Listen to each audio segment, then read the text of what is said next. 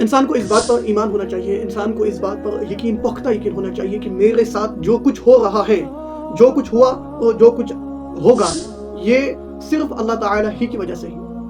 اللہ تعالیٰ جس انسان کو پختہ بنانا چاہتے ہیں اس کو اعمال میں، اس کو عذاب میں، اور اس کو شدید تکلیف میں ضرور ڈالتا ہے، اس کو ڈفیکلٹیز میں، اس کو پرابلم سے ضرور آزماتا ہے۔ اور سب سے پختہ انسان وہی بنتا ہے جو سارے حالات سے لڑ کر آگے بڑھے۔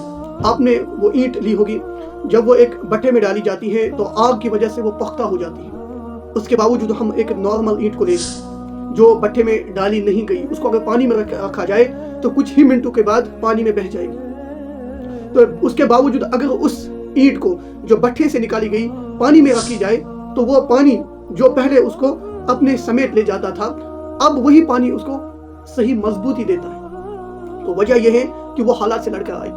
وہ اینٹ جو بٹھے میں گئی، اس نے کچھ دنوں تک، کچھ مہینے تک، کچھ ہفتوں تک اس نے ایک آگ سے لڑا، ایک پرابلم سے لڑ کر وہ باہر آئی۔ تو یہی حال اس انسان کا ہے جو اپنے حالاتوں سے تنگ آ کر، باقی چیزوں سے تنگ آ کر کہتا ہے شاید اللہ تعالیٰ مجھے پر عذاب ڈالتا ہے۔ اللہ تعالیٰ قرآن میں فرماتے ہیں سورۃ الفجر میں، فَأَمَّا الْإِنسَانُ إِذَا مَا ابْتَلَاهُ رَبُّهُ فَأَكْرَمَهُ وَنَعَّمَهُ فَيَقُولُ رَبِّي أَكْرَمَنِ۔ سو آدمی کو جب اس کا پروردگار آزماتا ہے، یعنی اس کو ظاہراً اکرام، انعام دیتا ہے، تو وہ بطور فخر کہتا ہے کہ میرے رب نے میری قدر بڑھا دی۔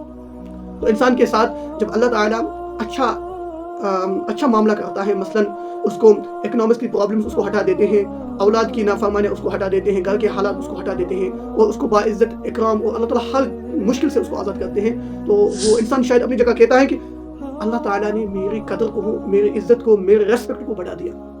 اس کے باوجود وَأَمَّا إِذَا مَا ابْتَلَاهُ فَقَدَرَ عَلَيْهِ رِزْقَهُ فَيَقُولُ رَبِّي أَهَانَنِ۔ تو اس کے باوجود اللہ تعالیٰ فرماتے ہیں کہ جب میں اس کو اس طرح آزماتا ہوں کہ اس کو روزی کی تنگی دیتا ہوں، اس کو تنگی میں ڈال دیتا ہوں، اس کو پیسوں کی کمی، اس کو باقی حالاتوں میں مبتلا کرتا ہوں، انوالو کرتا ہوں، تو انسان کہتا ہے اللہ تعالیٰ نے میری قدر کو جو وہ گھٹا دی۔ بلکہ ایسا کچھ بھی نہیں ہے۔ ہمارا یقین یہ ہونا چاہیے کہ ہمارے ساتھ جو کچھ ہو رہا ہے، جو کچھ آنے والے وقت میں ہوگا، وہ سب اللہ ہی کے یہاں ہوگا، اور اللہ تعالیٰ نے جو مقدر میں بات لکھی ہوئی ہے وہ انسان کے یہاں کسی بھی حال میں پیش آئے گی۔ تو لہٰذا اس جو اندر کے بگڑے ہوئے یقین کو، اس کو پختہ بنائیں، کیونکہ یقین سب سے بہتر چیز ہے اللہ تعالیٰ کو پہچاننے کے لیے۔ جس کا یقین بگڑا اس کا ایمان بگڑا، اور یقین ایمان کے ساتھ اس طرح رہتا ہے جس طرح انسان کے جسم کے ساتھ روح۔ انسان کو اگر یقین ہی نہیں تو اس کو ایمان ہی نہیں۔ تو لہٰذا اس یقین کو پختہ بنائیں، اس یقین کی ہم کو بھی ضرورت ہے، اور اس یقین کی آپ کو بھی ضرورت ہے۔